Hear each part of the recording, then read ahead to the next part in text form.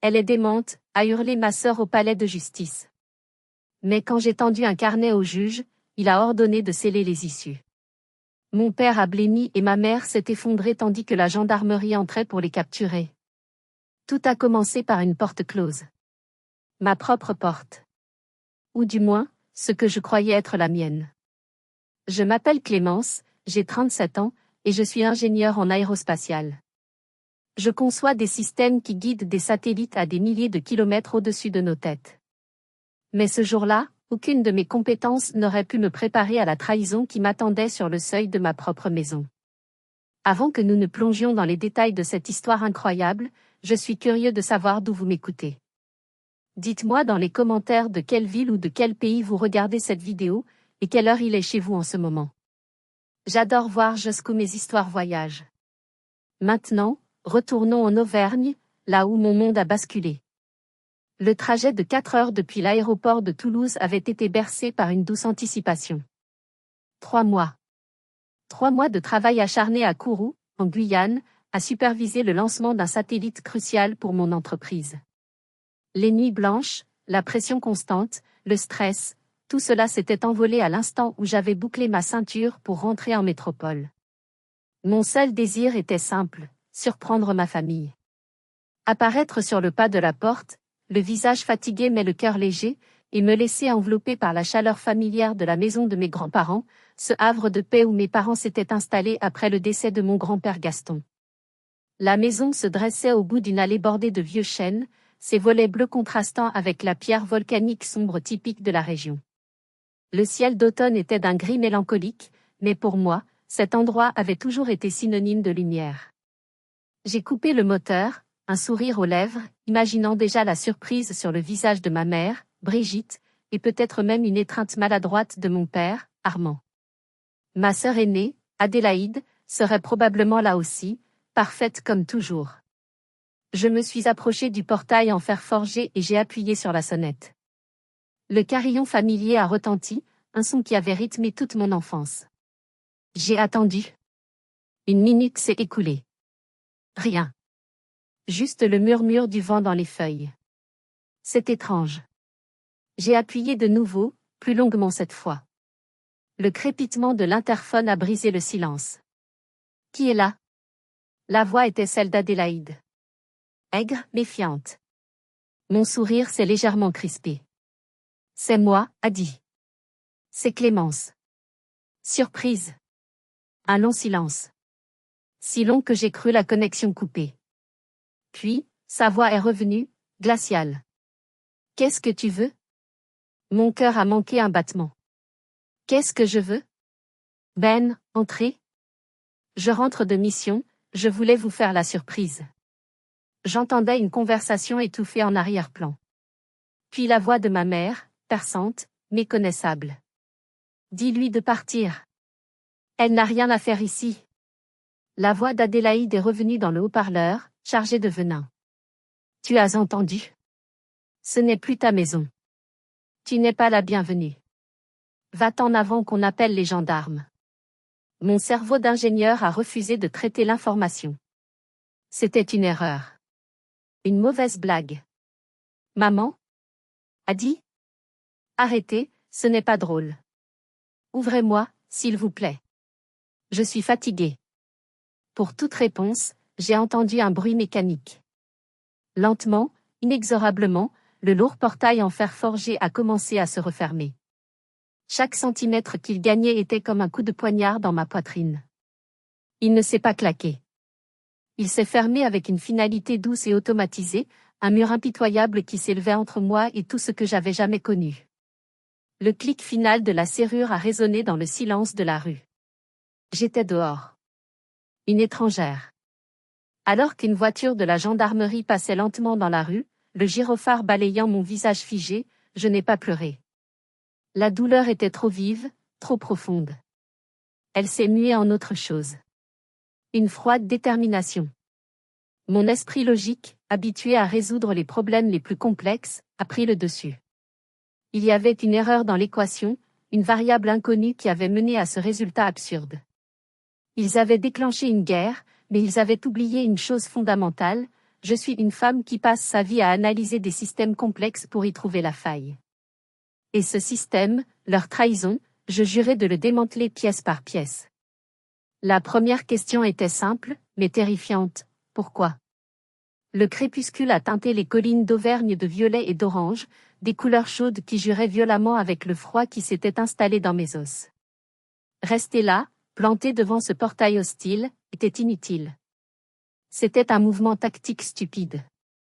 J'ai donc reculé, je suis remonté dans ma voiture et j'ai conduit jusqu'au premier village, où j'ai trouvé une petite agence de location.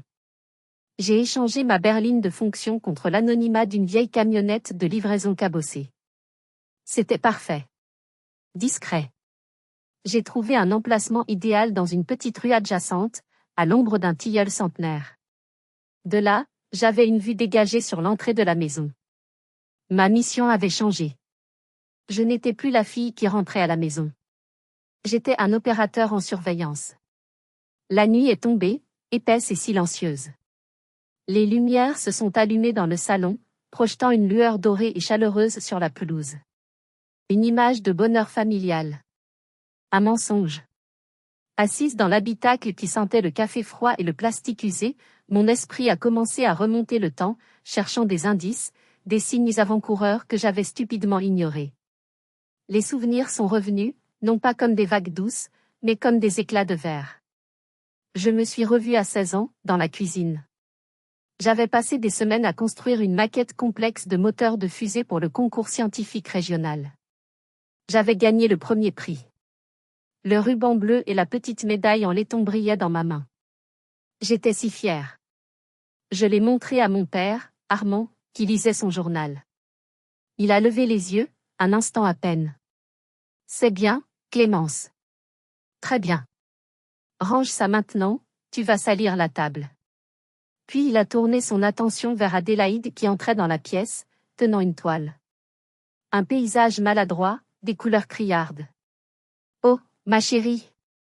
C'est magnifique, s'est-il exclamé, se levant pour l'embrasser. Nous devons l'encadrer et l'accrocher dans le salon. Mon ruban bleu a fini dans un tiroir. La peinture d'Adélaïde a trôné au-dessus de la cheminée pendant des années. Seul mon grand-père, Gaston, avait compris.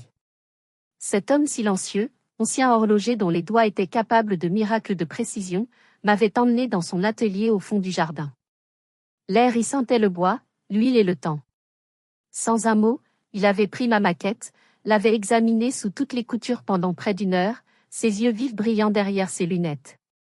Puis il m'avait regardé et avait simplement dit, « Tu as un don, ma petite. Un don pour voir comment les choses fonctionnent. Ne laisse jamais personne te faire croire que ce n'est pas important. » La semaine suivante, il m'avait offert une malle en chêne massif, qu'il avait fabriquée lui-même. Sur le couvercle, il avait gravé mon nom, Clémence. C'est pour tes trophées, m'avait-il dit. Les vrais. Assise dans la camionnette, une vague de panique m'a submergée. La malle. Où était la malle de mon grand-père? Elle était restée dans ma chambre, dans le grenier. Une pensée horrible m'a traversé l'esprit, si violente que j'ai eu la nausée. Et s'il l'avait trouvée? S'il l'avait jetée? Ou pire, s'il l'avait utilisée comme bois de chauffage, transformant la seule preuve tangible de ma valeur aux yeux de mon grand-père en un tas de cendres? L'idée était insupportable. Mon esprit, luttant contre l'épuisement, a continué à chercher. Les appels téléphoniques de plus en plus courts. Les réponses évasives à mes questions sur leur santé, leurs finances.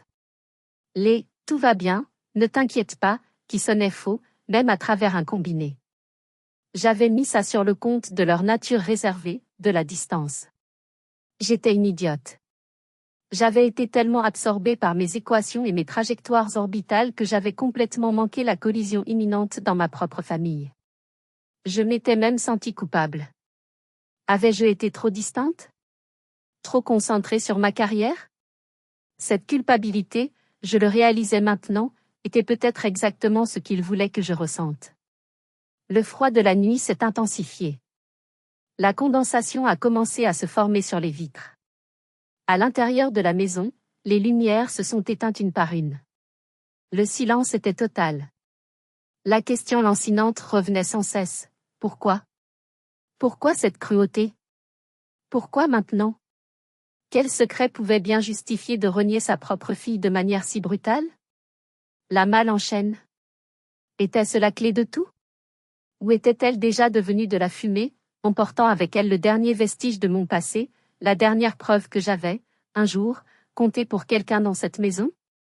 L'aube s'est levée sur les puits d'Auvergne, un spectacle d'une beauté à couper le souffle qui, ce matin-là, m'a laissé de marbre. Le monde continuait de tourner, indifférent à la destruction de mon propre univers. J'avais somnolé par intermittence, le cou raide, le cœur lourd. Chaque fois qu'une voiture passait, je sursautais, mon corps tendu, prêt à une confrontation qui ne venait pas. Vers 8 heures, alors que le village commençait à s'animer, une petite fourgonnette blanche s'est garée devant la maison. Un homme en polo avec le logo d'une agence immobilière locale en est descendu. Il a sorti de l'arrière du véhicule un objet qui a glacé le sang dans mes veines. Un panneau. Il a traversé la pelouse, là où ma grand-mère cultivait autrefois ses roses, et d'une série de coups de maillet sourds et rythmés, il a planté le panneau dans la terre humide. Il n'était pas subtil. Il était rouge et blanc, les couleurs d'une alerte, d'un avertissement. En lettres capitales, un seul mot, suivi de quelques autres, à vendre. Ce n'était pas une dispute. Ce n'était pas une colère passagère. C'était un plan. Une stratégie exécutée avec une froideur clinique. Ils ne me mettaient pas seulement à la porte. Ils effaçaient mon existence, vendaient l'héritage que mes grands-parents avaient bâti de leurs mains, coupaient mon dernier lien physique avec ma propre histoire. Chaque mission à l'étranger, chaque Noël manqué, chaque appel téléphonique rapide entre deux réunions, ils n'avaient pas vu ça comme un sacrifice. Ils l'avaient vu comme une opportunité. Une fenêtre de tir pour m'exclure proprement, définitivement. Une vague de nausée m'a submergé. J'ai ouvert la portière de la camionnette et j'ai vomi dans le caniveau. L'acide me brûlait la gorge. Mais ce n'était rien comparé à la brûlure dans ma poitrine. C'était donc ça. La vérité. Il ne m'aimait pas. Il ne m'avait probablement jamais aimé. J'étais un problème, une anomalie dans leur tableau de famille parfait. La fille trop intelligente, trop indépendante, celle qui n'avait pas besoin d'eux. Et maintenant que mon grand-père, mon seul protecteur, n'était plus là, il pouvait enfin se débarrasser du problème. C'est à ce moment-là que j'ai craqué. Assise sur le siège usé de cette camionnette anonyme, le visage caché dans mes mains, j'ai pleuré. Pas des larmes silencieuses. Des sanglots rauques, déchirants, qui venaient du plus profond de mon être. J'ai pleuré pour la petite fille qui cherchait désespérément l'approbation de son père. J'ai pleuré pour l'adolescente dont les succès étaient cachés pour ne pas faire d'ombre à sa sœur. J'ai pleuré pour la femme de 37 ans qui venait de réaliser qu'elle était orpheline, même si ses parents étaient encore en vie. Ce moment de faiblesse a été une purge. Quand les larmes ont cessé, il ne restait plus que le vide. Et dans ce vide, une pensée unique, claire et nette, a commencé à germer. Ils voulaient m'effacer? Très bien. Mais ils allaient découvrir qu'on n'efface pas une ingénieure en aérospatiale aussi facilement. On n'efface pas quelqu'un dont le métier est de calculer des trajectoires et d'anticiper des points de rupture. Ils avaient commis une erreur fondamentale dans leurs calculs. Ils avaient sous-estimé une variable cruciale, moi. Mes doigts, encore tremblants, ont attrapé mon téléphone. J'ai fait défiler le répertoire. Mes collègues, mes supérieurs, personne ne pouvait comprendre ça. Puis je me suis arrêtée sur un nom que je n'avais pas appelé depuis près de 10 ans. Léa Carlier. Mon amie de fac, la seule qui m'avait vue telle que j'étais avant que je ne me réfugie derrière la discipline de mon travail. La dernière fois que j'avais eu de ses nouvelles, elle était devenue une avocate redoutable au barreau de Clermont-Ferrand. Un requin, disaient certains. En ce moment, j'avais désespérément besoin d'un requin. J'ai appuyé sur le bouton d'appel. Ma voix était rauque à cause des sanglots. Léa. C'est moi, Clémence. J'ai de gros problèmes. Le café du centre de Clermont-Ferrand bourdonnait de l'énergie matinale. L'odeur des croissants chauds et du café fort flottait dans l'air, une normalité presque insultante au vu du chaos de ma vie. Je me sentais déplacée, comme une pièce défectueuse dans une machine bien huilée. Puis Léa est arrivée. Elle n'avait presque pas changé. Le même carré brun impeccable, les mêmes yeux vifs et intelligents, mais elle portait un tailleur-pantalon strict qui criait « efficacité » et « ne me cherchez pas de noises ».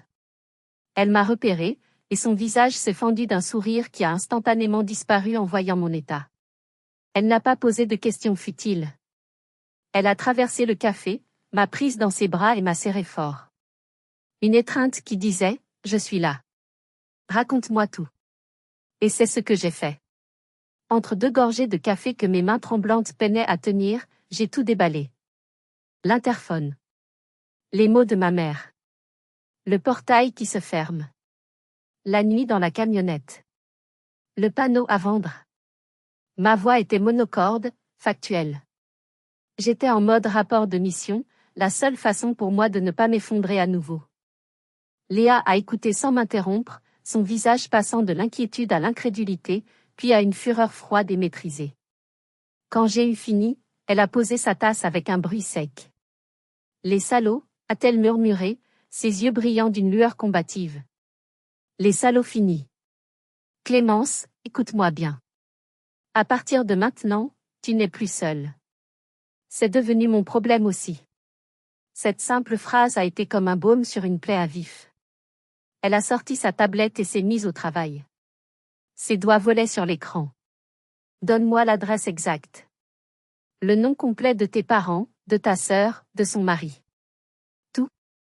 Pendant 1 heure, elle a tapoté, passé des appels discrets, envoyé des messages cryptés. Je la regardais faire, fascinée par cette efficacité redoutable. C'était comme observer un de mes collègues tracer l'orbite d'un satellite en temps réel. C'était complexe, précis, et totalement au-dessus de ma compréhension. Finalement, elle a levé les yeux, et pour la première fois, j'ai vu la requin en action. J'ai quelque chose, a-t-elle dit, sa voix basse et tendue. C'est encore pire que ce que tu penses. Et c'est une excellente nouvelle. Elle a tourné la tablette vers moi. À l'écran, une copie numérique d'un acte de cession. La maison avait été vendue 3 mois plus tôt. Pour €1 symbolique. À une société nommée SAS Les Volcans Noirs. Et sur la ligne du vendeur, il y avait ma signature. Ou plutôt, un gribouillage qui se voulait être ma signature. Ce n'est pas moi, ai-je soufflé, le cœur battant. Je sais, a répondu Léa, un sourire féroce étirant ses lèvres. Ta signature est nette, anguleuse, comme celle d'un ingénieur.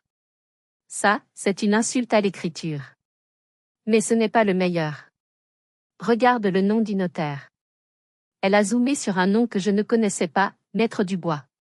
Un rapide coup de fil à un ami du parquet m'apprend que ce cher maître a eu sa licence révoquée il y a 6 mois pour, je te le donne en 1000, faux en écriture publique et fraude. Ils ont été négligents, Clémence. Ils pensaient que tu étais trop loin, trop occupé, que tu ne vérifierais jamais. Ils ont commis une erreur de débutant. Pour la première fois en 48 heures, une fissure est apparue dans le mur de mon désespoir. La douleur chaotique commençait à prendre une forme. Elle se transformait en données, en preuves, en un dossier juridique. C'était un langage que je comprenais. Un problème avec des paramètres définis. Et un problème défini est un problème à moitié résolu. Léa a posé sa main sur la mienne, son regard intense. Ils pensaient que tu allais juste abandonner et pleurer dans ton coin. Ils ne savent pas à qui ils ont affaire. Écoute bien le plan. Dès cet après-midi, je dépose un référé conservatoire pour geler immédiatement la vente. Ils ne pourront plus toucher à la propriété. Ensuite, on va faire pression sur ce notaire véreux. Il va nous donner le nom de celui qui a payé pour le faux. Et enfin, on les attaque. Pour fraude, abus de confiance, et association de malfaiteurs. On va récupérer ta maison, Clémence. Et on va s'assurer qu'ils paient pour ce qu'ils t'ont fait. Elle pensait m'avoir isolée. Mais ils avaient oublié que même dans l'espace le plus sombre, il suffit parfois d'une seule étoile pour retrouver son chemin. Léa était mon étoile. Et elle venait de me montrer la trajectoire pour rentrer à la maison. Pendant que Léa lançait la première offensive sur le front juridique, je suis retournée à mon poste d'observation. La camionnette était devenue mon sanctuaire, mon centre de commandement. La première victoire de Léa, le gel de la vente, m'avait redonné un semblant de contrôle, mais je savais que la guerre était loin d'être terminée. Mon rôle était maintenant de recueillir des renseignements. Et c'est là que les choses sont devenues encore plus étranges. Chaque nuit, comme sur des roulettes, le même manège. Vers 1h du matin, une fourgonnette blanche sans logo, identique à celle que j'avais vue la première fois, se garait dans l'allée. Mon beau-frère, Fabien, le mari d'Adélaïde, sortait pour l'accueillir. Ensemble, ils déchargeaient des caisses lourdes et anonymes, les transportant dans le sous-sol. L'opération ne durait jamais plus d'une demi-heure. C'était rapide, efficace, et clairement clandestin. Qu'est-ce qu'un entrepreneur en logistique de province pouvait bien trafiquer au milieu de la nuit? La contre-attaque n'est pas venue du tribunal. Elle est venue d'un endroit bien plus insidieux, les réseaux sociaux. Un matin, mon téléphone a vibré sous une avalanche de notifications.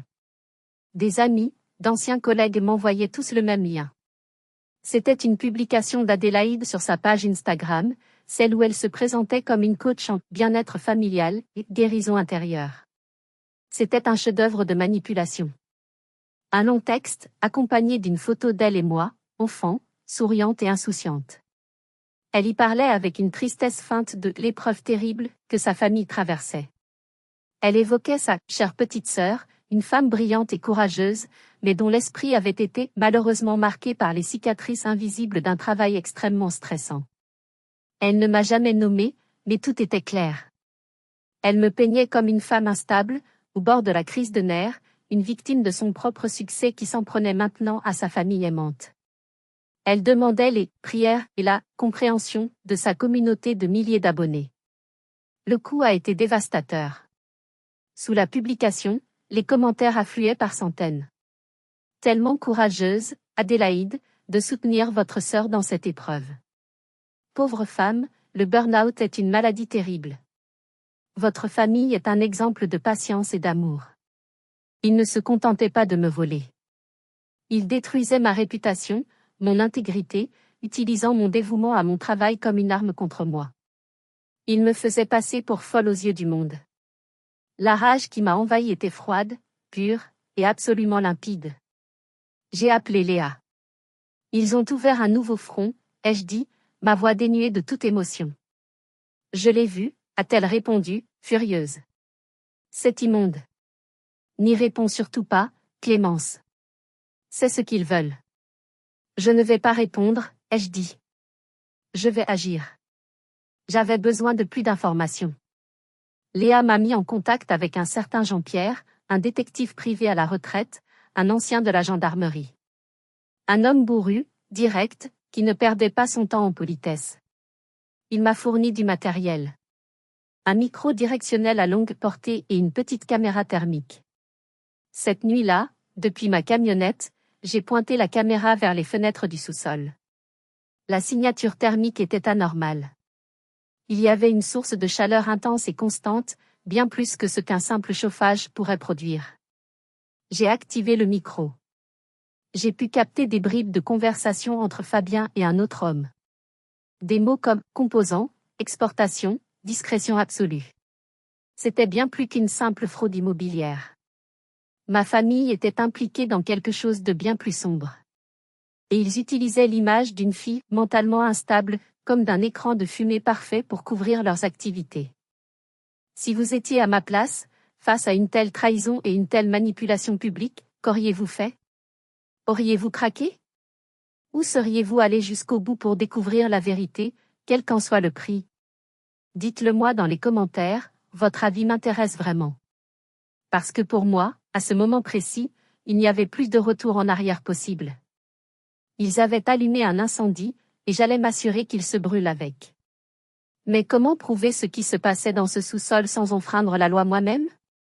La manipulation d'Adélaïde sur les réseaux sociaux m'avait profondément blessée, mais elle avait aussi clarifié les enjeux. Il ne s'agissait plus seulement d'une maison. Il s'agissait de mon nom, de ma santé mentale, de la vérité. Jean-Pierre, le détective, était efficace, mais ses méthodes avaient leurs limites légales. J'avais besoin d'autre chose. D'un avantage qu'il n'aurait jamais pu anticiper. C'est alors qu'une conversation avec ma tante Carole, la sœur de ma mère, m'est revenue en mémoire. Une conversation qui datait de l'enterrement de mon grand-père. Elle m'avait dit à quel point Gaston était proche de son meilleur ami, un certain monsieur Bernard, un ébéniste à la retraite qui vivait dans le village voisin. Ils étaient inséparables, avait-elle dit. Gaston lui faisait plus confiance qu'à sa propre famille. J'ai trouvé son nom dans l'annuaire. C'était un pari risqué. Il pouvait me prendre pour une folle, comme tout le monde. Mais je devais essayer. Je l'ai appelé et me suis présenté. Un long silence a suivi. Puis, une voix âgée, mais ferme. Je vous attendais, petite. Nous nous sommes rencontrés dans son atelier. Un endroit qui sentait bon la sciure de bois et le vernis, un écho réconfortant de l'atelier de mon grand-père. Monsieur Bernard était un homme petit et sec, avec des mains noueuses d'artisan et des yeux d'un bleu perçant. Gaston savait, a-t-il dit sans préambule. Il voyait la cupidité dans le cœur d'Armand et la jalousie dans celui d'Adélaïde. Ça le rongeait. Il m'a raconté avoir vu, lui aussi, les allées et venues nocturnes de la camionnette de Fabien. Il s'inquiétait, mais ne savait que faire. Puis, la semaine avant de mourir, a-t-il continué, Gaston est venu me voir. Il m'a confié quelque chose. Il m'a fait jurer de ne vous le donner qu'à vous, et seulement si les choses tournaient mal. Il s'est dirigé vers un vieil établi, a ouvert un tiroir et en a sorti un petit objet enveloppé dans un chiffon huilé. Il l'a posé sur la table entre nous. C'était une clé. Une vieille clé en fer, lourde et complexe, du genre qui ouvre les serrures anciennes. Ces mots exacts ont été, a dit monsieur Bernard, sa voix empreinte d'émotion, quand les vautours commenceront à tourner, donne ça à ma petite ingénieure. Elle saura quoi en faire. Mon cœur s'est serré si fort que j'ai cru qu'il allait éclater. Des larmes ont brouillé ma vue. Mon grand-père. Mon merveilleux grand-père. Il avait tout prévu. Il ne m'avait pas abandonné. Même par-delà la mort, il veillait encore sur moi. Je savais instantanément à quoi servait cette clé.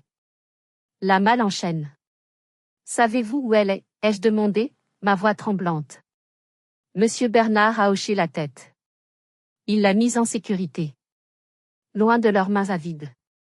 Il m'a conduit à un garde-meuble anonyme en périphérie de la ville. Box numéro 237. Il payait la location en espèces chaque année, comme une promesse silencieuse faite à son ami disparu. La clé a glissé dans la serrure avec une facilité surprenante. Le lourd couvercle en chêne s'est soulevé dans un grincement. L'odeur de bois vieilli et de papier a rempli mes narines. À l'intérieur, tout était là. Mes médailles, mes diplômes, ma lettre d'admission à la grande école. Les preuves d'une vie qu'ils avaient essayé d'annuler. Mes doigts ont exploré le fond de la malle et ont trouvé ce que je cherchais instinctivement. Une petite rainure. Un faux fond. Je l'ai soulevé. Et ce que j'ai trouvé en dessous allait changer le cours de la guerre. Ce n'était pas juste une preuve. C'était un arsenal. Mais étais-je prête à utiliser une arme si dévastatrice contre ma propre famille? L'euphorie de la découverte a rapidement laissé place à une tension nerveuse. Je savais que le contenu de ce faux fond était ma meilleure arme, mais je devais agir avec une prudence extrême. J'ai tout laissé dans le box de stockage, à l'exception d'un seul document que j'ai photographié avec mon téléphone. Il était temps de retourner voir Léa. Le trajet de retour vers Clermont-Ferrand aurait dû être rapide. Mais ils avaient une longueur d'avance. Sur une route de campagne isolée, un barrage de gendarmerie. 2 officiers m'ont fait signe de me ranger sur le bas-côté. J'ai senti une boule de glace se former dans mon estomac. Bonjour madame. Contrôle de routine. Veuillez couper le moteur et nous présenter vos papiers. Son ton était professionnel, mais ses yeux étaient froids, scrutateurs. J'ai obtempéré, le cœur battant à tout rompre. Pendant qu'un des gendarmes vérifiait mes papiers, l'autre a commencé à tourner autour de ma camionnette de location. Nous avons reçu un signalement anonyme, a dit le premier gendarme en me rendant mes papiers. Concernant un véhicule correspondant au vôtre, impliqué dans un possible trafic. Nous allons devoir procéder à une fouille. Un signalement anonyme. Bien sûr. J'ai dû sortir du véhicule et rester sur le bord de la route pendant qu'ils inspectaient l'habitacle. Ils n'ont rien trouvé. J'ai commencé à respirer un peu. Puis, l'un d'eux a ouvert la boîte à gants. Il en a sorti un petit sachet en plastique transparent contenant une poudre blanche. Et ça, c'est quoi, a-t-il demandé, son ton changeant radicalement, devenant accusateur. Le monde s'est arrêté. J'ai regardé le sachet, puis le visage du gendarme. Je n'avais jamais vu ça de ma vie. C'était un piège. Un piège grossier, mais potentiellement dévastateur. Je ne sais pas ce que c'est, ai-je réussi à articuler, ma voix n'étant qu'un murmure. Ce n'est pas à moi. Cette camionnette est une location. C'est ce qu'ils disent tous, a ricané son collègue. Embarquez-la. La panique pure, froide et paralysante, m'a envahi. C'était leur nouveau plan. Si la manipulation mentale ne fonctionnait pas, ils allaient me transformer en criminel. Une condamnation pour possession de drogue, et ma carrière dans l'aérospatiale de défense, qui exigeait une habilitation de sécurité irréprochable, serait terminée. Définitivement. Ils ne voulaient pas seulement ma maison. Ils voulaient détruire ma vie. Alors qu'ils sortaient les menottes, une voix dans ma tête, la voix calme et logique de l'ingénieur, a crié plus fort que la panique. Jean-Pierre. Attendez, ai-je dit, essayant de garder ma voix stable. Avant de louer ce véhicule, sur les conseils d'un consultant en sécurité, j'ai installé une dashcam 360 degrés. Elle enregistre en continu, même lorsque le moteur est éteint. La carte mémoire est dans mon sac à main. Les deux gendarmes se sont regardés, leur assurance vacillant pour la première fois. Au poste de gendarmerie, l'ambiance était glaciale. Mais après avoir visionné les enregistrements, le doute n'était plus permis.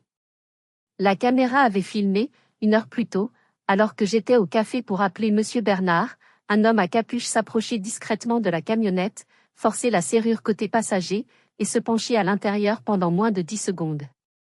C'était limpide. J'avais été piégé. J'ai été relâché 2 heures plus tard, sans excuse. Justin, vous pouvez y aller. En sortant du poste, l'air frais de la nuit n'avait jamais semblé si précieux. La peur avait disparu, remplacée par une fureur glaciale. Ils avaient essayé de me briser, de me mettre en cage. Ils avaient franchi une ligne qu'on ne pouvait pas défranchir. Assise dans ma voiture, j'ai appelé Léa. Changeons de stratégie, ai-je dit, ma voix dure comme de l'acier. L'heure de la défense est terminée. Il est temps de passer à l'attaque.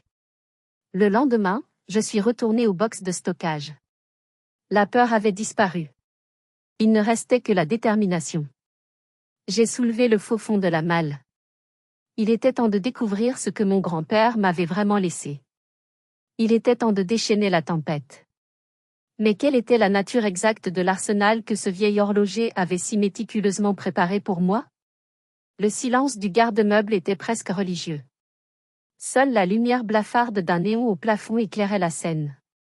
Je me suis agenouillé devant la malle en chaîne, non plus comme une petite fille en deuil, mais comme un soldat inspectant son armement avant la bataille finale. J'ai soulevé le faux fond. En dessous, protégé par une pochette en toile cirée, se trouvaient les véritables trésors de mon grand-père. Il n'y avait pas que des souvenirs. Il y avait des munitions. Le premier document était son testament. L'original, notarié et certifié. Le langage était d'une clarté de cristal, rédigé avec la précision d'un horloger. Il me léguait, à moi et à moi seul, Clémence Dubois, la pleine propriété de la maison, ainsi qu'une part substantielle de ses économies de toute une vie, déposée sur un compte dont j'étais la seule autre signataire. Il avait précisé, car elle est la seule à avoir hérité non pas de mon sang, mais de mon esprit. L'esprit de celui qui construit, et non de celui qui prend. C'était une gifle posthume à l'avidité de mes parents. Glissée à l'intérieur du testament, une lettre manuscrite. J'ai reconnu son écriture penchée mais régulière. Mes mains tremblaient en la lisant. Ma chère Clémence, si tu lis ces mots, cela signifie que mes craintes les plus sombres se sont réalisées. Les vautours ont atterri. J'ai vu la cupidité grandir dans le cœur de ton père comme une mauvaise herbe depuis sa défaite aux élections municipales. J'ai vu la jalousie ronger ta sœur chaque fois que tu réussissais. Ils ne voient dans cette maison que des murs et un prix. Ils n'ont jamais compris. Ces murs ont entendu tes premiers rires. Le pommier dans le jardin est celui où j'ai accroché ta première balançoire. C'est notre histoire, notre véritable héritage. Protège-le. Ils te sous-estimeront. Ils te verront comme une menace à neutraliser. Ils oublieront que le sang d'un montagnard auvergnat coule dans tes veines. Ne les laisse pas gagner. Fais ce qui est juste. Ton grand-père qui t'aime, Gaston. Des larmes chaudes ont coulé sur mes joues. Des larmes non pas de tristesse, mais d'une gratitude immense et écrasante. Il m'avait vu. Il avait tout vu. Il ne m'avait pas seulement aimé, il m'avait comprise. Mais ce n'était pas tout. Le dernier élément dans la pochette était le plus puissant.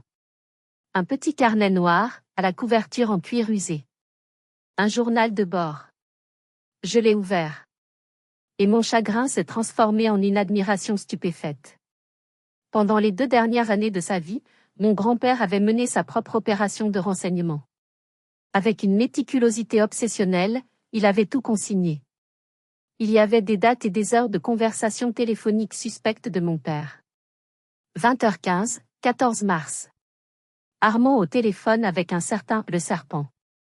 Parle de composants difficiles à trouver et de marge confortable. A mentionné une livraison via la société de Fabien. Il y avait des transcriptions de remarques cruelles d'Adélaïde. 11h30, 2 mai. Adélaïde à sa mère, Clémence ne rappelle même pas. Elle s'en fiche de nous. Tant mieux, on sera plus tranquille sans la Miss Je sais tout, pour nous faire de l'ombre. Et puis, la partie la plus incroyable. Avec l'œil d'un ancien soldat et la précision d'un horloger, il avait noté des numéros de série. 2h05, 18 juin. Vu Fabien décharger une caisse mal fermée. Et puis apercevoir un appareil avec le numéro de série gravé, 7X4B9R21. Une recherche rapide sur Internet indique qu'il s'agit d'un gyroscope de qualité militaire, soumis à des restrictions d'exportation strictes.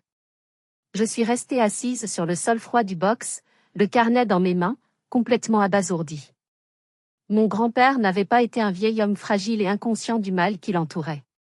Il avait été le sergent Gaston Dubois jusqu'à son dernier souffle. Un officier du renseignement protégeant sa position la plus précieuse, sa petite fille. Il ne m'avait pas seulement laissé une maison. Il m'avait laissé une enquête complète, un dossier d'accusation prêt à l'emploi. J'ai appelé Léa. Ma voix était calme, mais vibrait d'une nouvelle énergie. Léa, nous avons tout. Le mobile, les preuves, le crime. Tout est là, écrit noir sur blanc. De quoi tu parles, Clémence? Je te parle du journal de guerre de mon grand-père, ai-je répondu. Et il est temps de le présenter au tribunal. Le lendemain matin, dans le bureau de Léa, nous avons étalé les pièces du puzzle. Le testament. La lettre. Le carnet. Léa a lu le tout en silence, ses yeux s'écarquillant à chaque page. Quand elle a relevé la tête, son expression était un mélange de respect pour mon grand-père et d'excitation féroce. Clémence, a-t-elle dit, sa voix pleine d'admiration. Ceci ne change pas seulement tout. Ceci met fin à la partie. La question n'était plus de savoir si nous allions gagner. La question était de savoir comment nous allions orchestrer leur chute. La stratégie de Léa était brillante. On ne peut pas simplement jeter le journal à la figure d'un juge, a-t-elle expliqué. Il crierait à la manipulation, dirait que c'est un faux. Non. On doit d'abord les déstabiliser, les pousser à la faute, en public. L'occasion parfaite s'est présentée une semaine plus tard. La réunion annuelle du conseil municipal. Un événement majeur dans notre petite ville, où les citoyens pouvaient venir exprimer leurs préoccupations. Mon père, Armand, en tant qu'ancien notable local cherchant à redorer son blason, ne la manquerait pour rien au monde. C'était sa scène, son théâtre. Ce soir-là, je n'ai pas mis de tenue de combat. Pas d'uniforme de travail. J'ai choisi une robe simple, bleu marine, élégante mais discrète. Je ne voulais pas avoir l'air d'une victime, ni d'une attaquante. Je voulais avoir l'air de la vérité. Léa et moi nous sommes glissés à l'arrière de la salle comble, juste au moment où mon père prenait la parole. Il était dans son élément. Costume impeccable, voix posée, charismatique. Il parlait d'un projet de parc pour enfants, utilisant des mots comme communauté, valeurs, avenir de nos familles. L'hypocrisie était si épaisse qu'elle en était suffocante. Il a reçu une ovation polie.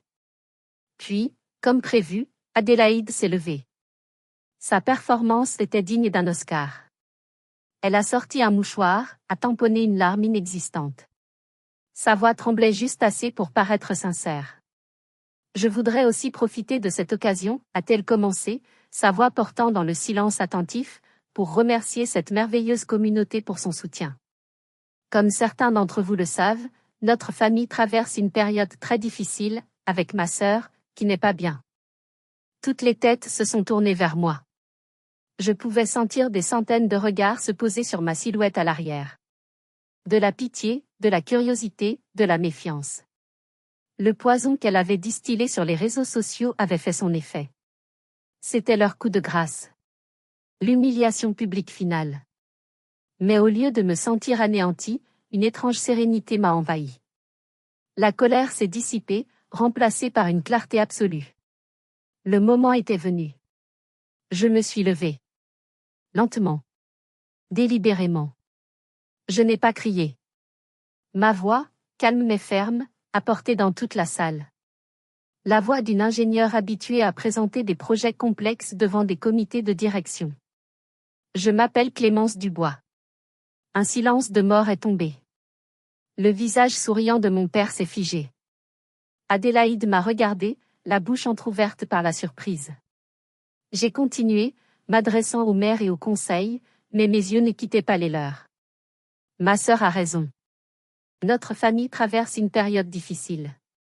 Une période où l'on doit décider ce que signifient réellement les valeurs familiales dont mon père vient de parler avec tant d'éloquence.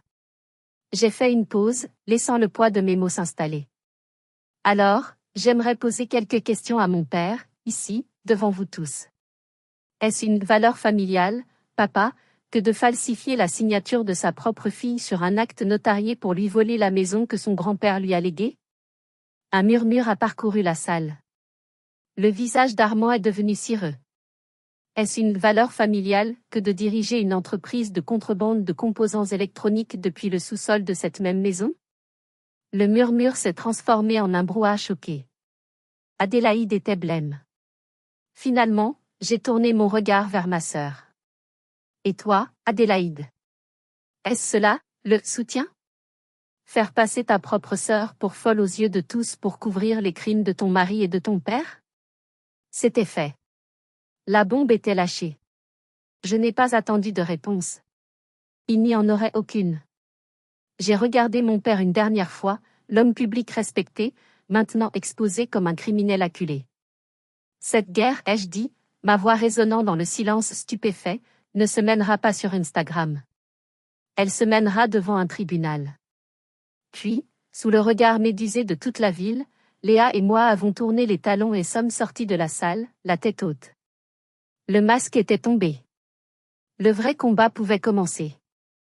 Mais serions-nous capables de prouver ces accusations incroyables devant la justice?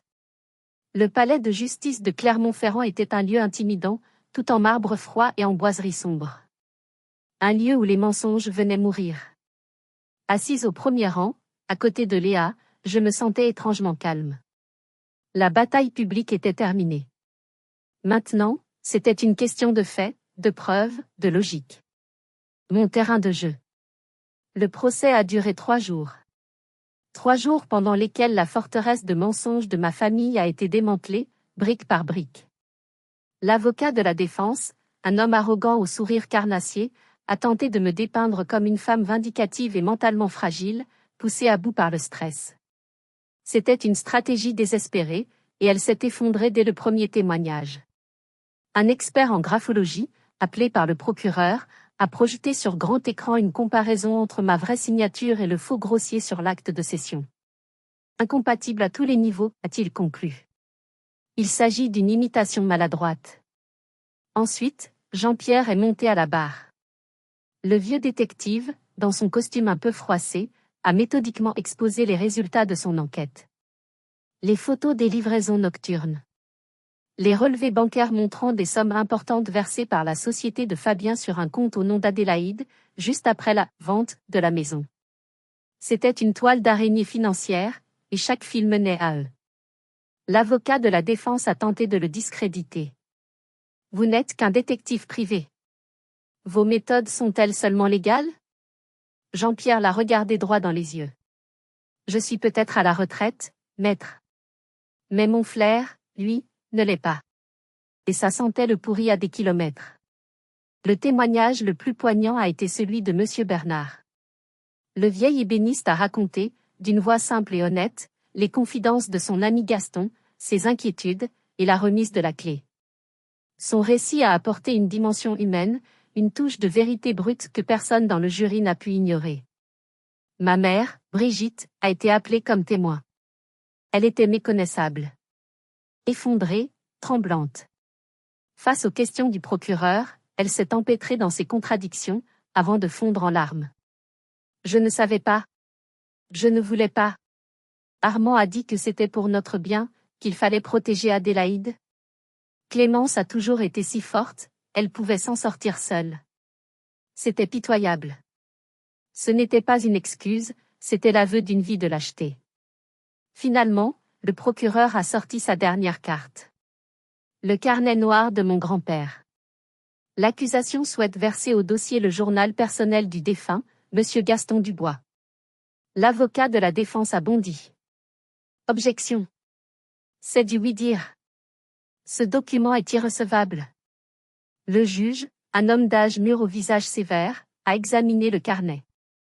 Objection rejetée. Dans le contexte de cette affaire, ces écrits peuvent être considérés comme un éclairage pertinent sur les événements.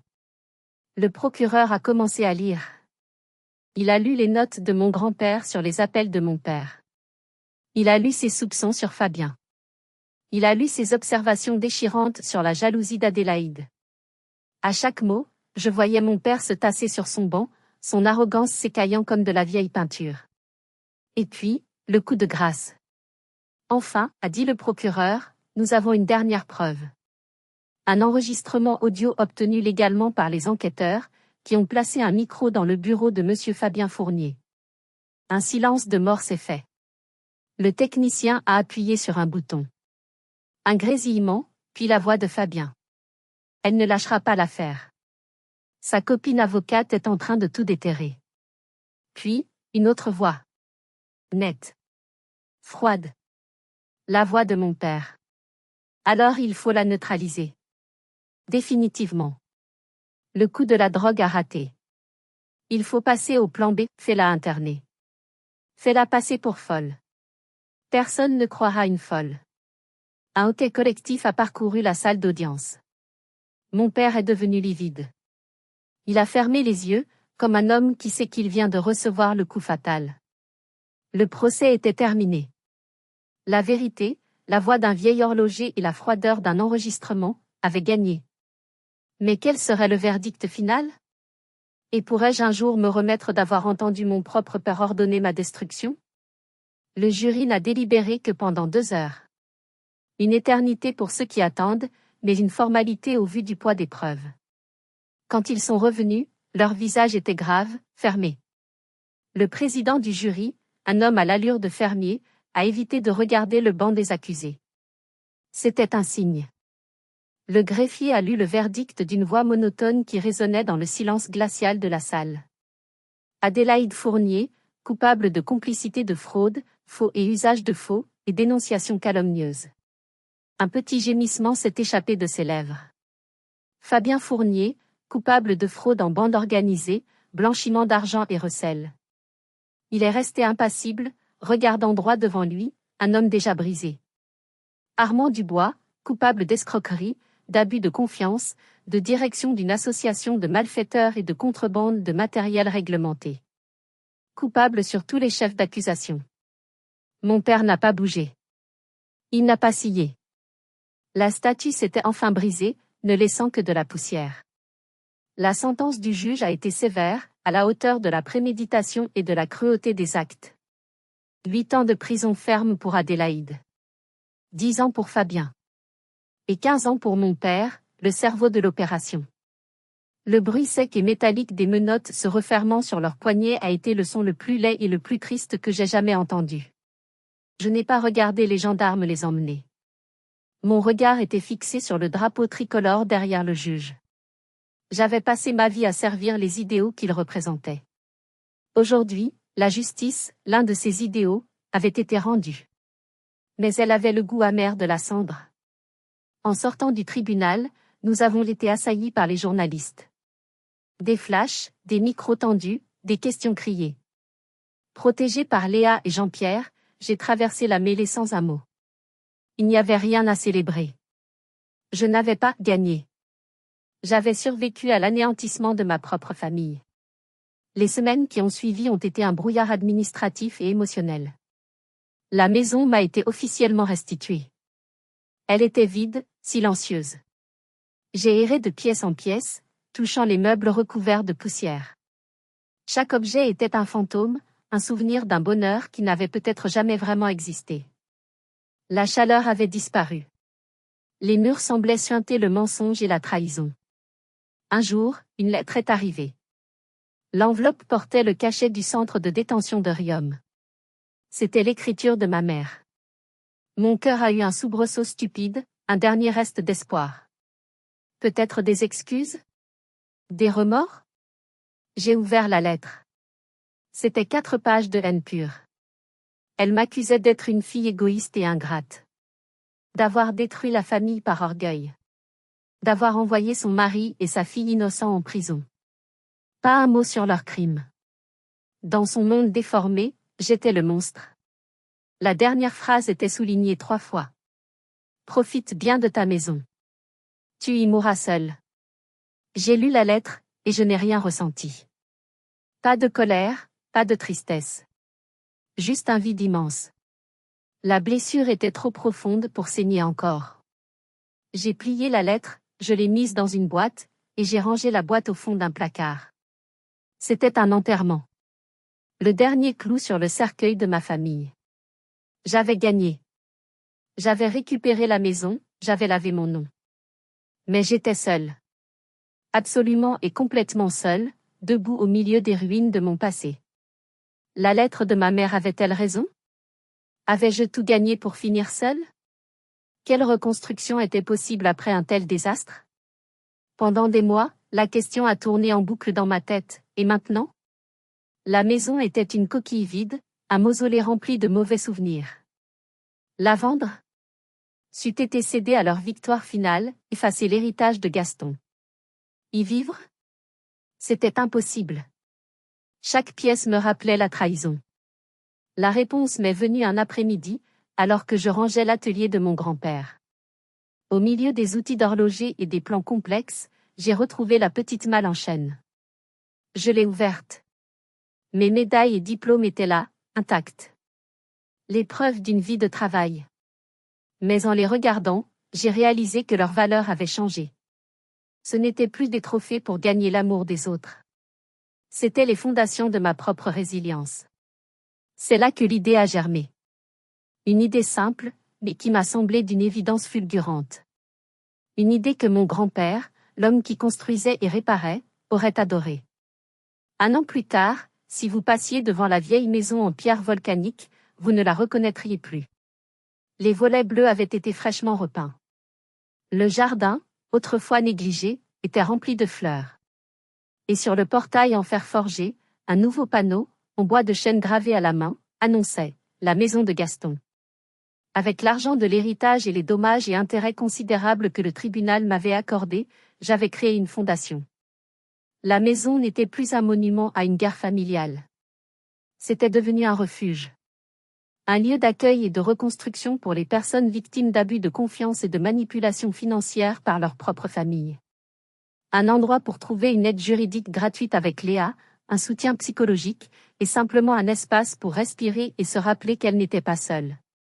Cet après-midi-là, j'étais dans le jardin, à genoux dans la terre, plantant de nouveaux rosiers avec 2 des résidentes.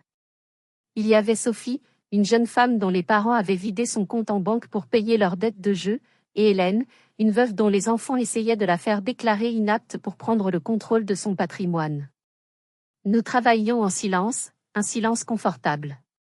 Puis Sophie a dit, sa voix à peine un murmure, « Le plus dur, c'est de se dire qu'on aurait dû voir les signes. On se sent tellement stupide. Hélène a hoché la tête. Et seule. On se sent terriblement seul. Je me suis arrêtée de creuser. J'ai regardé ces deux femmes, deux étrangères qui partageaient la même cicatrice invisible que moi. Vous n'êtes pas stupide, ai-je dit doucement. Vous avez fait confiance. Et vous n'êtes plus seul maintenant. Un faible sourire a éclairé leur visage. En cet instant, entouré par l'odeur de la terre et la force tranquille de ces femmes, j'ai compris une vérité profonde. La famille n'est pas toujours celle du sang. Parfois, c'est celle que l'on choisit. Celle que l'on construit sur des fondations de cicatrices partagées et de respect mutuel. C'était ma nouvelle famille. C'était ma nouvelle maison. Sur la cheminée, à la place d'honneur, se trouvait la malle en chêne de mon grand-père. Mais son contenu avait changé. À côté de mes vieux diplômes se trouvaient de nouveaux trésors, une carte de remerciement de la première femme que nous avions aidée, une photo de Sophie signant le bail de son nouvel appartement, un article de journal sur Hélène qui avait gagné son procès. C'étaient mes nouveaux trophées. La véritable mission. L'héritage de mon grand-père n'était pas les briques et le mortier de cette maison. C'était l'esprit de service, le code de protection qu'il m'avait transmis. J'avais mené la guerre la plus brutale de ma vie, et j'avais gagné. Mais la vraie victoire n'était pas au tribunal. La vraie victoire, c'était ça. Transformer les ruines de leur trahison en un sanctuaire d'espoir. Ma guerre est terminée, mais je sais que pour beaucoup d'entre vous, la bataille pour votre paix, votre dignité et votre sécurité financière est un combat de tous les jours. Si mon histoire prouve une chose, c'est que notre valeur n'est pas définie par la famille dans laquelle nous sommes nés, mais par l'honneur et la résilience que nous nous construisons. Si vous, ou quelqu'un que vous connaissez, avez vécu une trahison similaire, s'il vous plaît, partagez votre histoire dans les commentaires ci-dessous, si vous vous sentez à l'aise. Vos mots pourraient être la bouée de sauvetage que quelqu'un d'autre a désespérément besoin d'entendre aujourd'hui. N'oubliez pas de liker cette vidéo si elle vous a touché, et de vous abonner pour plus d'histoires de résilience. Merci de m'avoir écouté.